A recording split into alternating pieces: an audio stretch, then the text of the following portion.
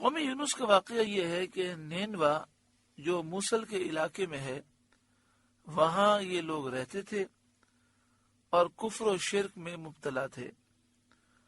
اللہ تعالیٰ نے حضرت یونس علیہ السلام کو ان کی طرف بھیجا۔ آپ نے بت پرستی چھوڑنے اور ایمان لانے کا ان کو حکم دیا۔ ان لوگوں نے انکار کیا، حضرت یونس علیہ السلام کی تکذیب کی۔ آپ نے انہیں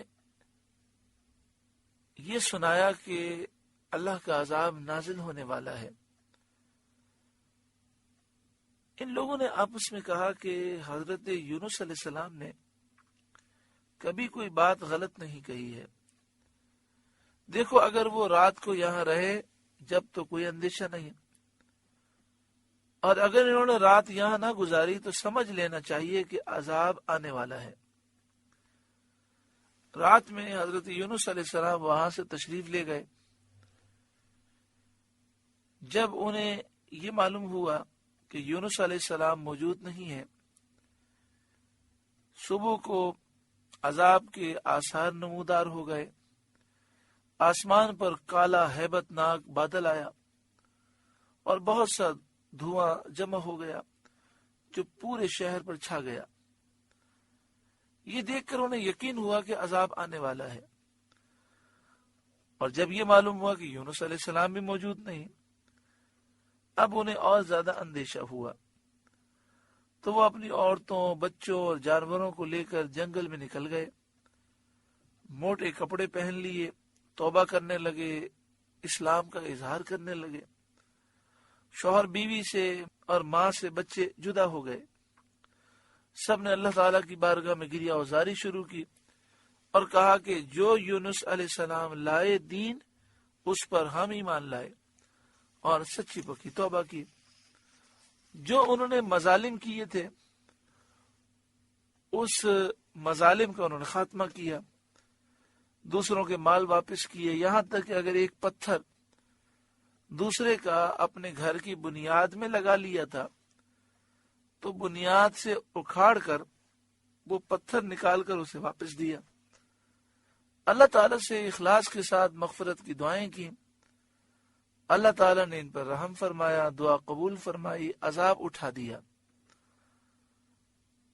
اب یہاں سوال یہ پیدا ہوتا ہے کہ جب عذاب نازل ہو جائے، اس کے بعد ایمان لانا قبول نہیں ہوتا۔ جس طرح فرعون ایمان لایا، اس نے توبہ کی تو اس کا ایمان لانا قبول نہیں ہوا۔ تو یونس علیہ السلام کی قوم نے جب توبہ کی تو اس توبہ کو قبول کیوں فرمایا گیا اور عذاب کیوں اٹھا دیا گیا؟ اس میں کیا حکمت ہے؟ تو علماء نے اس کے کئی جواب دیے ہیں۔ ایک جواب تو یہ ہے کہ یہ خاص کرم تھا۔ اصول تو یہی ہے کہ عذاب دیکھ کر پھر توبہ کرے تو توبہ قبول نہیں ہے، لیکن اللہ تعالیٰ نے یونس علیہ السلام کے صدقے میں اس قوم پر خاص کرم فرمایا جو صرف یونس علیہ السلام کے ساتھ خاص تھا۔ اور بعض علماء نے اس کا دوسرا جواب یہ دیا ہے کہ فرعون عذاب میں مبتلا ہونے کے بعد ایمان لایا، اور اس وقت ایمان لایا جب زندگی کی امید ہی باقی نہ رہی۔ اور یونس علیہ السلام کی جو قوم تھی وہ ابھی عذاب میں مبتلا نہیں ہوئے تھے، عذاب قریب آ گیا تھا، تو ابھی عذاب شروع نہیں ہوا تھا اور انہوں نے توبہ کر لی۔ اللہ دلوں کا جاننے والا ہے، اخلاص مندوں کے صدق و اخلاص کا اسے علم ہے۔ تو یہ چونکہ مخلص بن گئے، انہوں نے اخلاص کے ساتھ توبہ کی، سچے دل سے توبہ کی، تو اللہ تعالیٰ نے ان کی توبہ کو قبول فرمایا۔ وَلَوْ شَاءَ رَبُّكَ لَآمَنَ مَنْ فِي الْأَرْضِ كُلُّهُمْ جَمِيعًا، اور اگر تمہارا رب چاہتا زمین میں جتنے ہیں سب کے سب ایمان لے آتے۔ یعنی ایمان لانا سعادت ازلی پر موقوف ہے۔ ایمان وہی لائیں گے جن کے لیے توفیق الہی مساعد ہو، یعنی جن پر کرم ہوتا ہے وہی ایمان لاتے ہیں۔ اس میں سید عالم صلی اللہ علیہ وآلہ وسلم کی تسکین ہے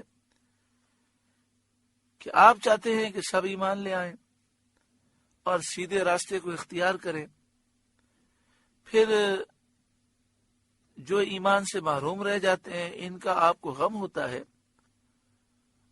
اس کا آپ کو غم نہ ہونا چاہیے، کیونکہ ازل سے جو بدبخت شقی ہے وہ ایمان نہ لائے گا۔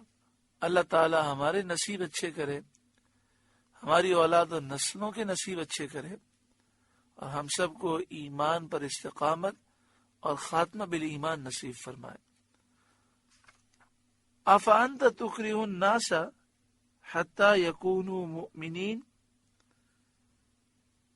کیا تم لوگوں کو زبردستی کرو گے یہاں تک کہ مسلمان ہو جائیں؟ اور ایمان میں زبردستی نہیں ہو سکتی، اس لیے کہ ایمان دل سے ہوتا ہے، دل سے کوئی تصدیق کرے اور دل سے اقرار کرے تو وہ مومن ہوتا ہے، دل پر جبر اور اقرار نہیں ہو سکتا۔ وما کان لنفس ان تؤمن الا باذن اللہ، اور کسی جان کی قدرت نہیں کہ ایمان لے آئے مگر اللہ کے حکم سے، اس کی مشیت سے۔ وَيَجْعَلُ الرِّجْسَ عَلَى الَّذِينَ لَا يَعْقِلُونَ، اور عذاب ان پر ڈالتا ہے جنہیں عقل نہیں۔ خلاصہ ان تمام آیتوں کا یہ ہے کہ جسے اللہ تعالی نے ایمان کی توفیق دی، ایمان جو لائے ہیں اس میں ان کا کمال نہیں، اللہ کا فضل ہے۔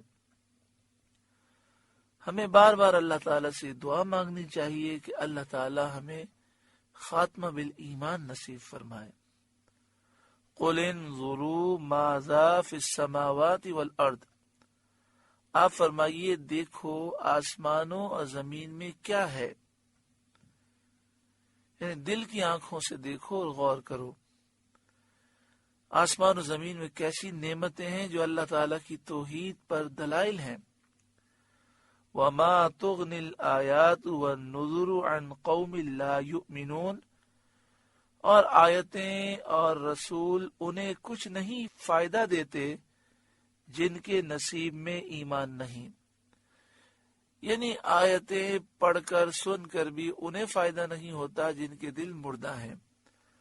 فَهَلْ يَنْتَظِرُونَ إِلَّا مِثْلَ أَيَّامِ الَّذِينَ خَلَوْا مِنْ قَبْلِهِمْ، تو انہیں کاہے کا انتظار ہے، کس چیز کا وہ انتظار کر رہے ہیں، مگر انہی لوگوں کے سے دنوں کا جو ان سے پہلے ہو گزرے۔ یعنی جس طرح نوح علیہ السلام کی قوم عاد، قوم سمود ہلاک و برباد ہوئے، یہ بھی اسی عذاب کا انتظار کر رہے ہیں۔ قل، اے محبوب آپ فرمائیے، فانتظروا انی معکم من المنتظرین، تو انتظار کرو میں بھی تمہارے ساتھ انتظار میں ہوں، تمہاری ہلاکت اور عذاب کے انتظار میں ہوں۔ حضرت ربیع بن انس نے فرمایا، عذاب کا خوف دلانے کے بعد اگلی آیت میں یہ بیان فرمایا کہ جب عذاب واقع ہوتا ہے تو اللہ تعالی رسول کو اور ان کے ساتھ ایمان لانے والوں کو نجات عطا فرماتا ہے۔ ثم ننجی رسولنا والذین آمنوا کذالک، پھر ہم اپنے رسولوں اور ایمان والوں کو نجات دیں گے، بات یہی ہے۔ حقا علینا ننجی المؤمنین، ہمارے ذمہ کرم پر حق ہے مسلمانوں کو نجات دینا۔